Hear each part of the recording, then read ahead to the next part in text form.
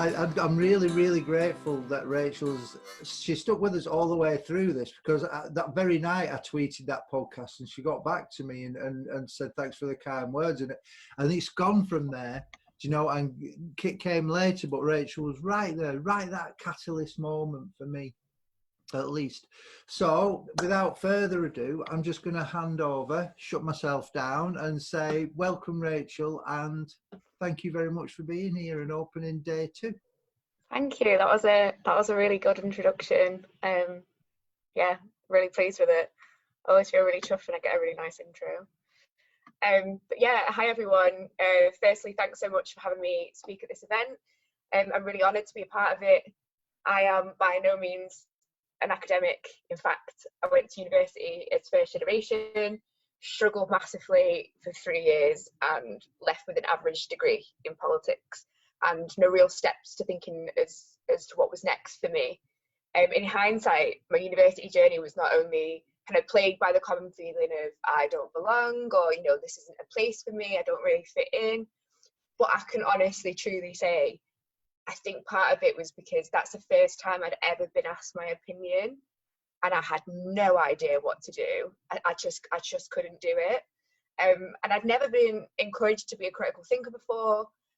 Though I really do think if I went now, I'd absolutely kill it, and I'd never be able to stop sharing my opinion. And I just think it's really essential and generally a really great thing that a group of working class academics are using this platform. And I hope that it not only gains the recognition that it deserves, but sparks the feeling amongst working class students, if only it's just one, that they certainly do belong in higher education and they really matter. So usually when asked to give a speech or be a keynote or be a panelist, you're really encouraged by the organisers to share your story, which is what I did for the BBC Radio 4 speech that Pete just mentioned, to kind of just make it about yourself. And storytelling, I think, is a really powerful tool. And whilst it can make you quite vulnerable, your experiences of society's, or some of society's most pressing issues, is what really gives them life, and it's what makes people wake up. And I'd never really considered myself as being worthy of having a story at all. And I can really credit my time at Reclaim, which is a youth leadership and social change charity based in Manchester, working with working class young people. I actually think I can see that Becky from Reclaim is on this call. Has been a time when I just turned my story on and I just knew exactly who I was, and everything that I learned there is what I should have learned at university. So yeah, they really encouraged me to recognise myself as not only a leader, but someone who's worthy of having a voice and a story. But recently I saw someone question on Twitter that said, can you talk about class inequality without talking about your own experience? And I really felt that. I think that's really important. It's definitely really important to me. So last year when I did the speech at BBC Radio 4, it was at Green Man Festival. And I was encouraged again to talk about myself and my own journey. And I really enjoyed it, and it was received very well. I only got one person on the internet calling me a brat. But yeah, for a short while it was a kind of confidence boost that I needed, and I really felt much more engaged in the class conversation again. However, I did intend to use that platform to talk about the struggle as a whole, not just my experience. So on that actually really sunny and nice day at Green Man, I got a free ticket and got to see really nice music. I managed to skim the surface of 2 issues within working class discourse that actually I'd like to use this platform today to talk about as well. And I'd be really up for conversation afterwards, and questions and just general chat, because I'm really excited to be here. But those are trans liberation as a class struggle and the intersection of race and class. So right now, we're not only in unprecedented, the most annoying word at the moment, but revolutionary times. We're facing a really uncertain future, but also a certainty that we need to fight for the most oppressed, and that Black lives do matter. And the failure for us to recognise in British history, the history of the empire, and even the historic governments that are generally well liked or received, the purposeful segregation by the British state of Irish and European migrants and those from Commonwealth countries, continues to manifest itself in working class communities today. I think not just through the atrocities of incidents such as the Windrush generation, but a constant push by the media that there is an existence of the white working class, or that the working class are a homogenous group that are generally white. Seen a lot of politicians use traditional working class, which generally would accept as a racist term.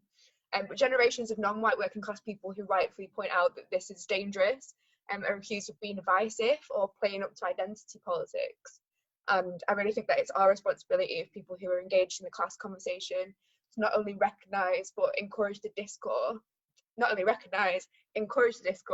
but also fight for anyone who faces further class marginalisation because of their race.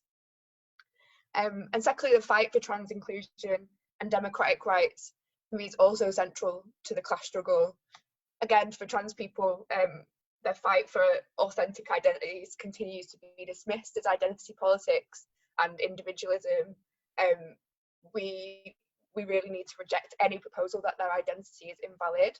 There are many forms of which trans oppression exists, not least the struggle to be authentically recognised, the increasingly high rates of violence and incarceration, but actually also the deep economic marginalisation that they face. Trans people in the US face unemployment at a rate at least 3 times higher than the national average. A third of UK employers said that they wouldn't hire trans workers. And whilst unemployment rates amongst trans people aren't monitored in the UK, in 2018, The Guardian said that 50% of trans people in Ireland are unemployed. The actual cost of transitioning is very high. But for a lot of trans people, it feels essential in order to be deemed even appropriate for the workplace. And I think that, again, I don't want to make it this whole thing about my journey, but I think that something that I touched on, if people haven't experienced or heard before, certainly everyone's heard of imposter syndrome. And I think it's important to recognise that the two groups that I just discussed certainly face imposter syndrome every day. But I think that my failure to recognise myself as a leader came from that imposter syndrome. And it's something that people experience at some point in their lives, the kind of feeling of how did I look out, I'm not qualified or worthy. I kind of find that when I'm invited to places like this or events like this and asked to speak. But yeah, the kind of like the feeling of like being I'm the world's biggest chancer in the face of any form of success, particularly for anyone who's facing various forms of oppression. But as I said in my previous speech, and it's something that I strongly stand by, I think there's something more deep-rooted in feeling like you're either grossly underqualified or unworthy. For a long time, I kept rejecting opportunities to speak on panels, to do keynote speeches, to discuss something that I really care about. You know, I've spoken in Parliament and on various media outlets across the country, and on a topic that I feel has helped me, shaped me as a person. It's really shaped my politics, my individual politics, the way that I see the world, the things that I laugh at, the things that I care about, my love for the royal family, the programme The Royal Family, not the royal family. That has really shaped me. I stopped talking about it. I had such an incredible time listening and learning and understanding other people's beliefs and experience of class. And I felt so proud that I could contribute in my own way. And in all of those instances, I kind of anticipated that that you know the imposter syndrome would kick in, and I'd be really panicky that I would flop and that no one would understand what I was talking about. But actually, that never came because I was so confident in my own ability to talk about a topic that I'd experienced. That I hardly did any speech preparation. I was probably really arrogant about it, but I spoke really passionately and with a lot of authenticity, which is I think is really important. The imposter feeling never came, and I knew that it was something that I was talking about things that I'd experienced, and I wasn't grossly underqualified. In fact, I felt somewhat of an expert, and I'm really encouraged that people with lived experience should be recognised for their expertise. But yeah, as I said, I went kind of hiding in the background, supporting other people to do really great work. I've got, you know, really close people who are really close to me who are doing great work around class and race and gender and yeah, lots of amazing stuff. But none of that was because I felt like an imposter. I think it was more so that I was terrified of being successful. And again, that probably sounds really strange, but a while ago I was introduced to the theory of Jonah Complex, which is the idea that somebody can be so scared of their own ability or potential success that they kind of avoid everything that they care about or that they have a talent for. And the fear of recognizing yourself as someone who might be successful in whatever form that may be is so overwhelmingly terrifying that you just do absolutely nothing instead. And last year, no, 2 years ago, I got the opportunity to start my own program that I was really passionate about. Was about campaigns training to women from council estates in Manchester. I'm from a council estate in Manchester. It's really important to me, and I just avoided it at all costs and kind of silenced it because I was scared of being successful. And I don't think that it's a coincidence that a lot of my working class friends feel the same. But I think it has everything to do with the way that identity and the way we view class and success and how they meet, and the kind of obsession that we have around social mobility and transcending class barriers. For me, I really think that social mobility is a myth. I think that the constant pushing of a narrative that promotes the idea that working class people can only be successful if they escape their background, if they leave the area that they're from, if they, leave their family and friends behind and become this new person and not this like new middle class persona, but that's what makes them successful. And I think for a lot of working class people, to have to question their whole identity and authenticity on the basis of being successful and whatever that means, for me just really doesn't sit well. So I guess that's where I'm at today. I'm still on the periphery of getting involved in things, but this has been a real confidence boost for me, and I'm really happy to be here with everybody, and everybody's work seems just outstanding, and I just feel really grateful and humbled to be a part of it. And I'd really like to chat to everybody if there's any questions. Thanks, Rachel. That was brilliant. There are some questions, so if you'd rather, I can just like hang about here and read them out to you, because people who are delegates can type a question, but obviously because of the video and all the rest of it, they can't actually speak them out. Yeah. So that would be really helpful. I'm actually really bobbins with technology. Yeah. So you just sit there and be you, and then I'll do the Graham Norton bit. So right. So to what extent, this is from Craig Hammond, who was a speaker yesterday. To what extent can or should class become the main vehicle to unite intersectional differences to pursue positive and structural social change? I'm glad I got that out, Craig. So can you read that as well, Rachel? You don't have to. I'm going to say. Is that on the Q&A? Oh yeah, I can see that. Sorry, I'm not good with Zoom. I'm a really bad millennial. To what extent can or should class become the main vehicle to unite intersectional differences to achieve? I think it's kind of a common thing on the left for people to kind of focus on class or encourage that class is the most important thing and everything else is divisive, which is really dangerous. I think that I think it's really important that people recognise first and foremost that working class isn't a homogenous group. I think that is probably where we need to focus our energy. As the things that I outlined in the changing stuff with trans liberation, but also the kind of deep-rooted racism that exists on the left and exists when we talk about class in general. So I think that class is obviously really important and is and should be a vehicle to kind of influence in structural and social change. But I think it kind of needs to be a bit more revolutionary than that, and we really need to, particularly in places like unions, rid ourselves of the history of deep-rooted racism and sexism. Great answer. Thanks, Rachel. I'm going to move down to Kirsty's comment, which just disappeared the minute I said that. She says, Rachel, thanks so much for bringing up trans rights and racism as also a class issue. Noting that a lot of spaces centred around class are predominantly white and straight led, how do you think we can better centre the voices of BIPOC and trans folk in spaces?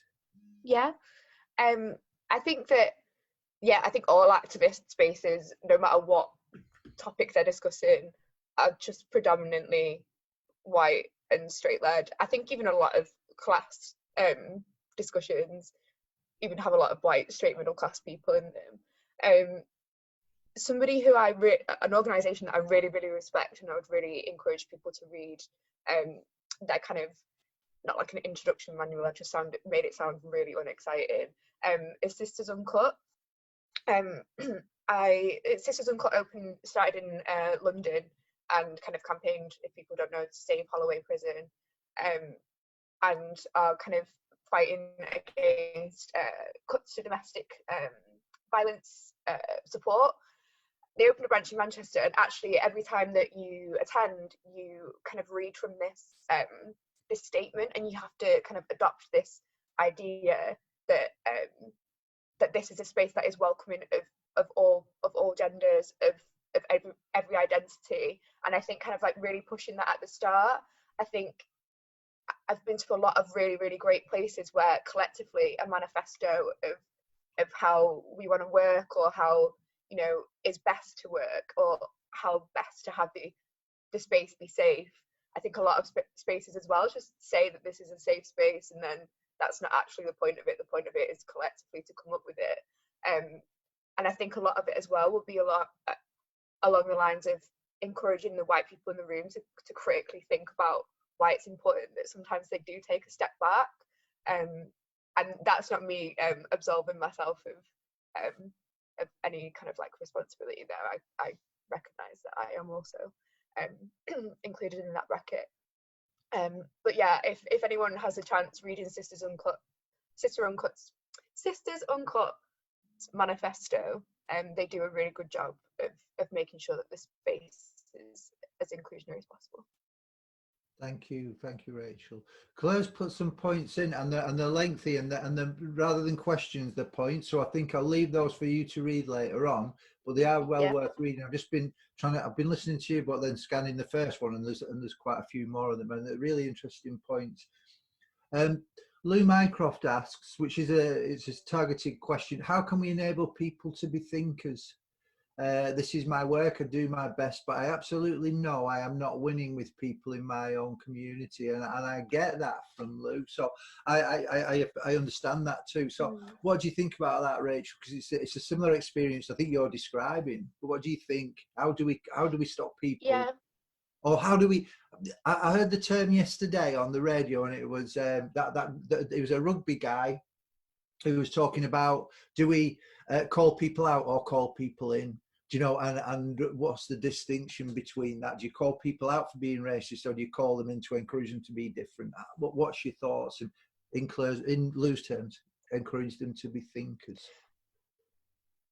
I think everything that I learned about encouraging people to be thinkers, again, I learned at Reclaim, is actually not just at Reclaim, at places I've worked at a tenants union as well, and everything is very much about people recognizing that they have potential and capacity to be a leader in their community. I think when organizations or people, or like academic institutions or whatever, people just parachute into a community and kind of don't take into consideration the history and the context of the area, what people do feel, why they feel that way, and what they're good at, what they care about.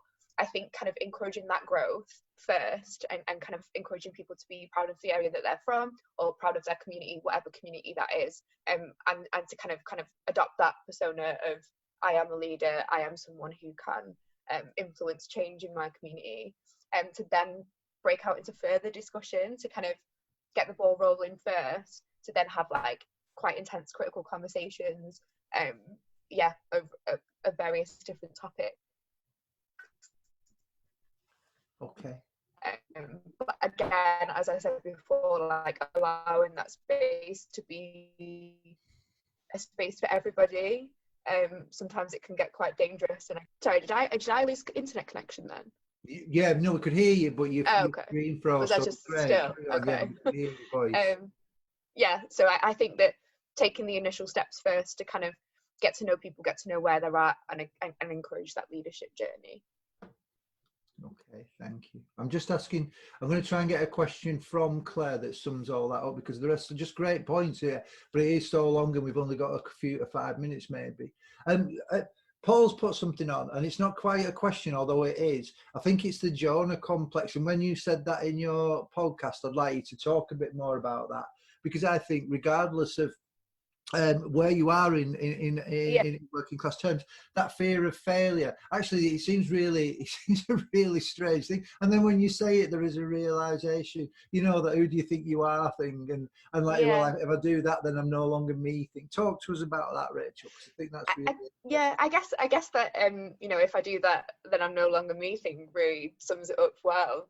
Is that everything that you've ever known, when we kind of like talk about social mobility and the idea that education is as a tool of social mobility, I think what we do generally mean is that in order to be successful in what society deems to be successful, then you have to uproot everything you've known if what you've known doesn't fit into the narrative of successful. And that's a really scary thing, to have to completely change your identity, to kind of physically leave your community. A lot of people who maybe have to like move to London, as an example. I think that having to change who you are fundamentally in order to be, whether that's financially stable, whether it's, to do the thing that you really care about. I think that also, as somebody has put as well, that, it's kind of embarrassing. You do feel embarrassed. You feel like it kind of makes your skin crawl to be like, oh, like I'm doing well. I'm not someone who does well. I think it's subjective. Like, for me it is exactly what you said, that like having to change who you are in order to fit a narrative is really scary. Okay, thank you. I like that very much. I've got a question. Well, Stephen and Teresa. I guess it may be just Stephen, might just be Teresa. He said, "Who do I think I am? Many members of my family, mainly the men, have never engaged or discussed my move from building sites to academia. Literally, not a word in over 20 years. Just Steve. It's just Steve. And actually, it's a thing that I'm totally conscious of. Do you think so? On two things, to bring the two things together, I think on one level, the power of working class academics is we can change what working class people are seen to be doing. We are the people that can talk about the big issues that you opened with. Do you have to be of this class and only talk about this class, or you're allowed? So can we change that? And then, as Paul says, but it's quite a difficult thing because people just think you've disappeared. It's like, oh yeah, that. It becomes an invisible space. What do you think? Well, I think that it's important to, one, as I said before, pushing the narrative that people who've got lived experience are experts, but also that there's a lot of discussion, maybe constantly on Twitter, that there's a need for academics to kind of use their platform more to talk about issues. And I think that having this kind of like working class academics conference, or at least having a group of people who are working class academics, feels for me quite new. I've not known anything like that before, and I think it's a really big step in the right direction of people using their platform that they've taken different journeys to get to, but have also along the way experienced both sides, really. I think that we've had conversations before about working in an FE college, for example, or an FE institution, that people have got loads of different experiences, and I think that if you have a position like you do as an academic, then influencing wider conversation is kind of essential, because for a lot of people who are kind of experts by experience aren't taken seriously a lot of the time. So when the two collide, I think that's really powerful. And I just really commend everyone for being part of it. Thank you. I'm going to close with two things. One is I want you to respond to it. We've only got a minute or so. But Lisa Appleyard-Keeling, I think, Lisa, we were on Twitter about this last night, but she, can she make the point about disability studies and ableism, and I think it is something that it doesn't get mentioned so much in the fierce energy of non-phobic discussion, and actually because of that becomes left behind a little bit. And do you think that's something you've experienced? Is it something you're aware of? What can we do around that, Rachel, in your model of thinking and your way of thinking? Yeah, no, I definitely is something I've experienced. I am a disabled person, and I have worked with mixed groups of people, and certainly recognise that, yeah, as we said before, that spaces aren't necessarily designed for people to have a platform, when actually that's essential. That's what we should be doing. I think, again, encouraging the leadership journey has been really kind of fruitful when faced with that, if that actually, like, you don't, I hate to talk about like resilience, or like the kind of things that you've experienced that kind of contribute to what makes you as the rightful person to be talking on a topic. But yeah, I really recognize that, and I think I just kind of picked those two topics because there's something that I've kind of witnessed recently. So I wasn't like kind of saying that they're like the most important ones. I just wanted to clarify. But yeah. Thank you. We've actually got longer than we thought, because central control, as Alex is now called, after Paul yesterday called her that, I'm going to stay with it forever.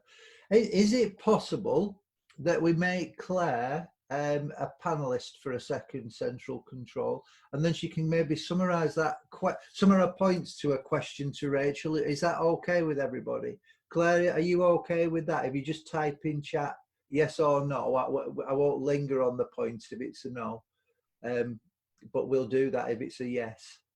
Hello, can you hear me? We can, yes. Hello, welcome. Are you straight through? You're in. I feel like a radio guy. That's great. I wanted to say it's just really brilliant to see this group and just a kind of movement in a way of academics really gathering force, and it's fantastic to see a conference emerge and to see these discussions and so on. I've just been moaning in some of the chat about I've been trying to set up a group at LSE, and our equalities office doesn't get it and won't support me. And I went to UCU and they're doing the same. So they're just completely turning me down. They won't even circulate a call to faculty. So that's just really frustrating, but I'm not taking no for an answer. But the point I was trying to make is, and I suppose it's one for general consideration for the group rather than specifically to Rachel, but Rachel, I'm sure, will have something to say about it. And it's about how we might be thoughtful about the varieties of working class experience, and the fact that the working class is not a homogenous group. It's actually quite divided in many ways. I'm from what Engels called labour aristocracy, and I know it's a really debated concept. I think it's useful in some ways, but this is a kind of upper working class skilled manual work. They had decent wage, good pensions, and probably were quite a lot closer to the middle classes than the lower working classes. And in many ways I experienced the class divide between the lower and upper working classes as harder actually than that between the upper working classes and lower middle classes. And there are interesting political debates around this, because the upper working classes were generally quite conservative and amenable to being bought out or co-opted as sub-rulers. And this was a kind of classic divide and rule sort of situation, I think. But I think these intra-class dynamics can be lost in these more generalized discussions, and they contribute to quite different experiences of moving from a working class family or community into more typically middle and elite class arenas of life and employment. So I just think it's something that would be interesting for us to discuss, to really think about the varieties of working class experience and also those intra-class divisions. That's it, really. Thank you, Claire. I'm glad you got to speak there, and they are fascinating points. Rachel, how would you respond? I guess it kind of makes me think about the section that I highlighted of what a traditional working class means, and yeah, how I don't know. I guess I haven't really thought about it before, but I think when I think about the history of working class people and as you said, the kind of like divisions, I think the divisions are starkly different now to what they historically were, and I think it's really important, as I said, for us to kind of recognize the role that like the empire has played in that, and kind of how that deep-rooted historical racism and etc. Has caused the division that we need to really focus on currently. I guess, yeah, I'm not really an expert in the kind of the labour. Well, I don't know anybody that is. I don't think anyone is, and I think part of it is probably being authors and of our own narratives, and I don't mean just that as a glib thing. We had a great presentation yesterday you would have loved by Christian Bell, where he talked about narrative harvesting, you know, where you get these approaches of going into communities and taking everybody's stories and then doing something else with them, and like just leaving, you know, no response to the stories, just take the stories. And I think, yeah, it's a very complex thing, but I actually like, as Claire came in at the beginning and as you've sparked this, there is a need for a collective, and I really thank you for coming in today. And we're at 9:55 now. That flew by. That went so quickly. We could stay and talk all morning, but I'm just going to say thank you very, very much for coming, Rachel. It's a real pleasure to speak and chat with you. And like, I mean, it's a big public forum now rather than on a phone call. But thank you for everything over the last 7 months. It's been an inspiration. You are an inspiration, and this is your doing. Oh, thanks. Yeah, I've just seen there's 149 participants. That's loads. 600 registered. It's been incredible. That's great. Yeah, no, I'm really glad. I'm going to have a bit of food and then I'm going to come back actually. Yeah, do and you're welcome all day, and yeah, it will be lovely to see you and hear from you again. Okay, we'll go over now. Thank you, Rachel. Loads of really brilliant comments coming in chat, so go and read those. I'll send them to you later on as well, so including Claire's questions, I hope.